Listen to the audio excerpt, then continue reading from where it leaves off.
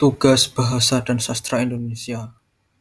Saya Aska Putra Mahendra dengan NIM 877975856.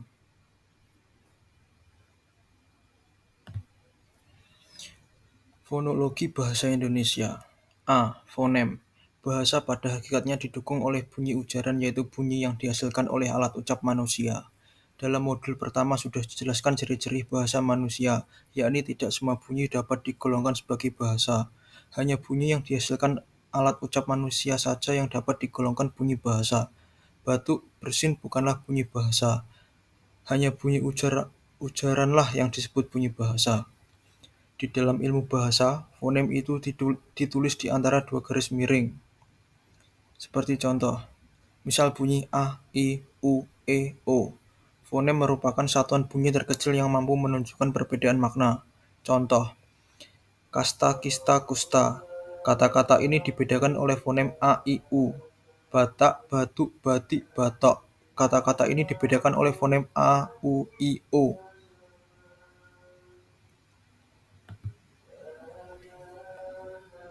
B. Fonem dalam bahasa Indonesia.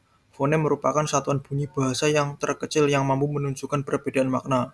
Proses pembentukan bunyi bahasa melibatkan 3 faktor, yaitu alat ucap, sumber tenaga, dan rongga pengubah getaran. 1. Alat ucap. Alat ucap memiliki peranan yang penting dalam menghasilkan bunyi ujaran, yaitu udara yang keluar dari paru-paru. Artikulator, yaitu alat ucap yang digerakkan atau digeser seperti ujung lidah, bibir atas, dan bibir bawah. Titik artikulasi, alat ucap yang menjadi tujuan sentuh artikulator seperti gigi, lengkung kaki gigi, langit-langit pita suara, dua buah pita pipih yang elastis yang bergetar pada waktu dilalui udara yang keluar dari paru-paru. 2. Vokal dan konsonan. Berdasarkan ada tidaknya hambatan terhadap arus udara yang mengalir dari paru-paru, fonem dibedakan atas vokal dan konsonan. Bunyi vokal dihasilkan apabila arus udara tidak mendapat hambatan baik di rongga mulut maupun di rongga hidung. Bunyi konsonan dihasilkan apabila arus udara mendapat hambatan baik di rongga mulut atau di rongga hidung.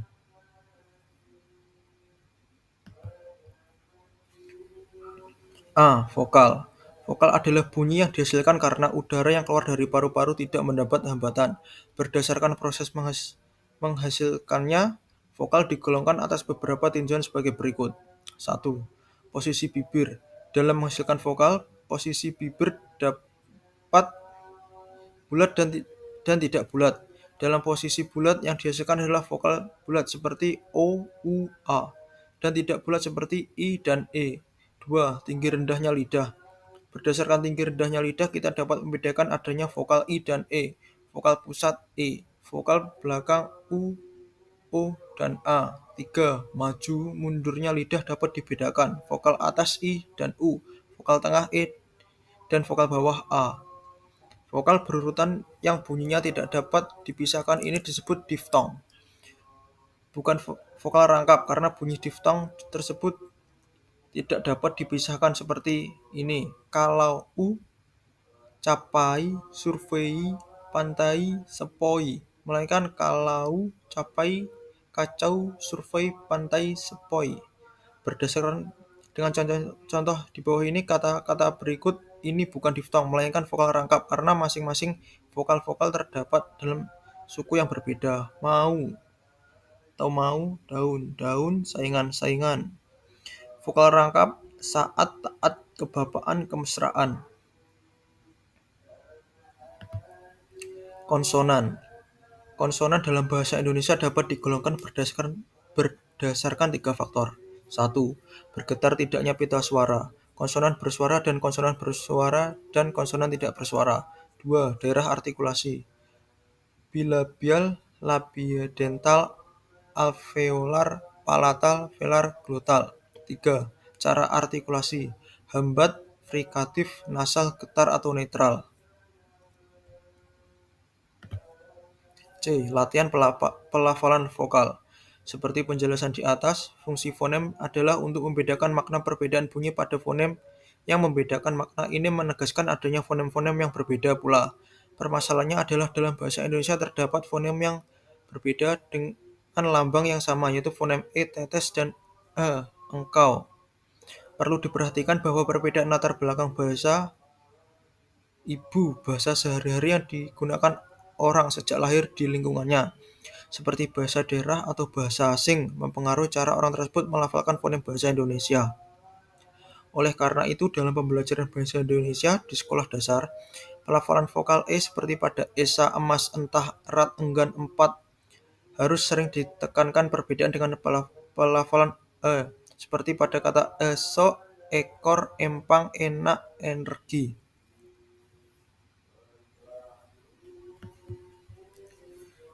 1. Diftong AU rantau. Ia pergi merantau ke luar negeri. Kalau kampung ini banjir kalau musim hujan. AI santai.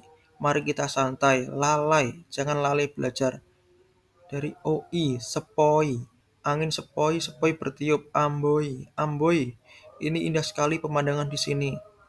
2. Konsonan. Pelafalan konsonan yang perlu memperoleh perhatian pada pembelajaran adalah pelafalan konsonan rangkap, gugus konsonan, dan nasal atau bunyi sengau. Contoh konsonan rangkap KK. Tunjukkan letak kota Bandung di peta ini. Letakkan buku ini pada tempatnya. A. Gugus konsonan. PR. Kalian harus menghargai ada pribumi di sini. Prasangka. Jangan berprasangka dulu terhadap kawanmu. KR. Ini tarian kreasi baru. Kritik orang lain harus diperhatikan. TR. Tradisi adat Bali menarik wisata asing. Kain sutra mahal harganya. B. Bunyi nasal. NY. Nyanyian ini terdengar merdu. Salsa tinggal di Jalan Anyer. NG. Kakek memelihara angsa. Ayah berasal dari daerah Nganjuk.